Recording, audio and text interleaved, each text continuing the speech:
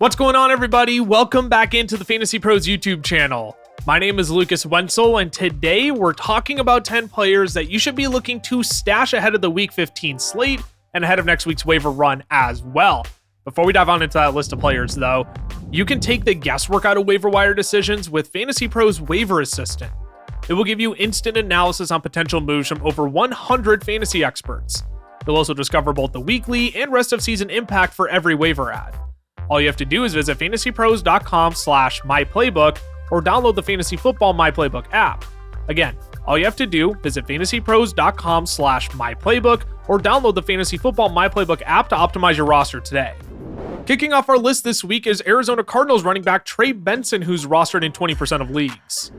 'Tis the season for handcuffed running backs in fantasy football, and Trey Benson is towards the top of the priority list.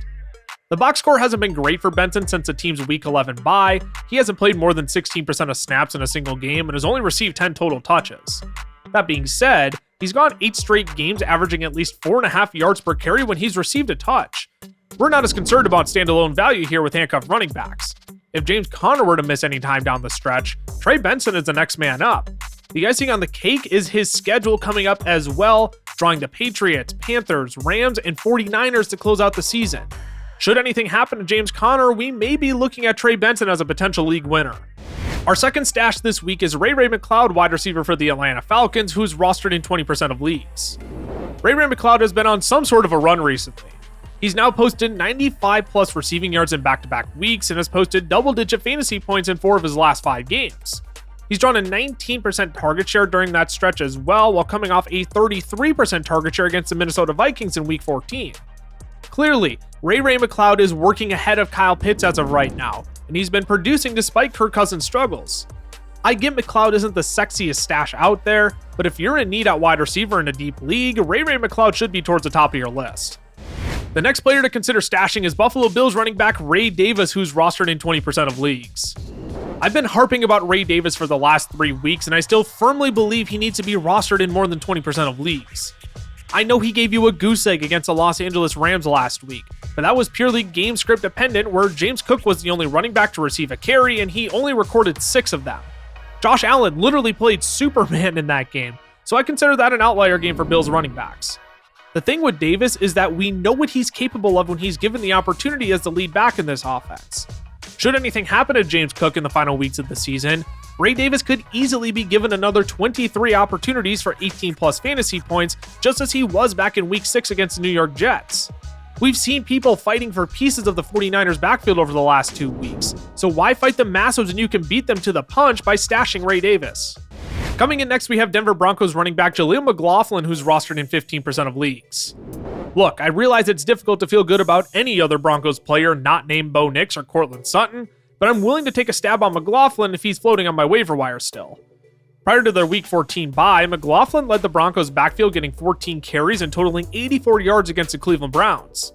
I'm not going to sit here and tell you there's a complete turning of the tide and that McLaughlin is the guy in Denver now, but what if this trend continues moving forward, especially against the Colts, who have allowed a 70-yard rusher in 7 of their last 8 games? And should anything happen to Javonte Williams or Audric Estime, then the path becomes a lot more clear for McLaughlin to play a bigger role. Again, I know it's not a fun stash, but you could definitely do worse than McLaughlin as a speculative ad. Another handcuffed running back you should look to stash is Kimani Vidal of the Los Angeles Chargers, who's rostered in 13% of leagues. Another backfield where the roles have reversed a bit. It was Kimani Vidal who led the Chargers backfield in Week 14 with a 52% snap share and a 33% route rate. Gus Edwards did earn 2 more carries on the afternoon, but finished with only a 44% snap rate and a 28% route rate. As Vidal continues to improve, he's starting to earn more playing time from the coaching staff. It hasn't amounted to anything just yet, but should anything happen to Gus Edwards, we're looking at Vidal as the clear back for the Chargers with J.K. Dobbins still on IR. If Kimani Vidal is still floating on your waiver wire in deep leagues, he should be one of your top stashes before Week 15. Next on our stash list is Tampa Bay Buccaneers wide receiver Jalen McMillan, who's rostered in 8% of leagues. I'm not a huge fan of chasing spike weeks, but you could be doing a lot worse than the rookie upside of Jalen McMillan. He came down with 4 of his 7 targets last week for 59 yards and 2 scores on the afternoon. He actually led all Buccaneers pass catchers with a 20% target share against the Raiders in Week 14 while running a respectable 2.19 yards per route. Drawing the Chargers in Week 15 isn't ideal, but he does get the Cowboys, Panthers, and Saints if your league plays into Week 18 to close out the season. Mike Evans is clearly still the top guy here, but knowing McMillan can give you a 20-point spike week makes you feel a lot better about stashing him at the end of your bench. Moving on to our next stash, we have New Orleans Saints running back Kendre Miller, who's rostered in 7% of leagues. Look what happens when your head coach actually doesn't hate you. Kendre Miller logged 10 carries and found the end zone against the New York Giants in Week 14. That's no small thing considering Kamara has been dominating touches in this backfield all season. After the game as well, interim head coach Darren Rizzi continued to sing Miller's praises, which is a complete 180 from Dennis Allen. Alvin Kamara was dealing with an illness earlier this week as well, and as of this recording, he doesn't seem in danger of missing Week 15, but this is yet another high-priority handcuff with a great schedule down the stretch. If Miller logs another double-digit touches in Week 15, you're going to be fighting the rest of your league to claim him off the waiver wire. The last handcuff running back we'll talk about this week is Sean Tucker of the Tampa Bay Buccaneers, who's rostered in only 3% of leagues. By the time this video is released, we may have more clarity on Bucky Irving's status for Week 15, but he started off the week as a DNP on the Bucs practice report.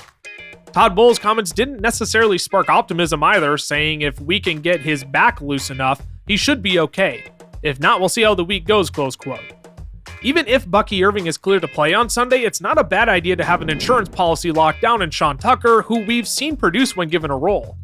Should this back injury linger even longer for Bucky Irving, the Buccaneers running backs are looking at a mouth-watering stretch of matchups with the Cowboys, Panthers, and Saints to close out the season. If you're in desperate need of a tight end in a deep league, consider Stone Smartt of the Los Angeles Chargers, who's rostered in only 1% of leagues.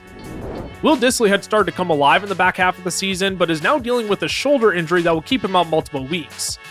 In his relief, Stone Smartt played 22 second-half snaps and caught all 3 of his targets for 54 yards. He also ran a whopping 4.91 yards per route per fantasy points data, which was the 4th best of all tight ends in Week 14. The absence of Will Dissly doesn't immediately launch Smartt into a playable option, but should he fare well against the Tampa Bay Buccaneers, who are giving up the 2nd most yards to tight ends this year, he may be in consideration as a playable option down the home stretch. It's a long shot, but for a speculative ad, there aren't many better options than Stone Smartt. Last but not least, for all of you playing in leagues where you start a defense and special teams unit, you can look to stash the Indianapolis Colts, who are rostered in 18% of leagues. I have zero interest in their Week 15 matchup with the Denver Broncos, but we're staying well ahead of your league mates here because this Colts defense draws the Titans in Week 16 and then the Giants in Week 17. Both units are ranked 31st and 32nd on offense over the last month, so you're not going to find a better pairing of matchups than this. Once your league mates realize this, though, they'll be all over grabbing the Colts defense, so make sure to stash them now so they actually never get a chance to do so. Alrighty, y'all, that's it. That's all I've got for you here today, but before we sign off, remember, you can take the guesswork out of waiver wire decisions with FantasyPros Waiver Assistant. It will give you instant analysis on potential moves from over 100 fantasy experts. You'll also discover both the weekly and rest of season impact for every waiver ad. All you have to do is visit fantasypros.com/myplaybook or download the Fantasy Football My Playbook app. Again, all you have to do, visit fantasypros.com/myplaybook or download the Fantasy Football My Playbook app to optimize your roster today.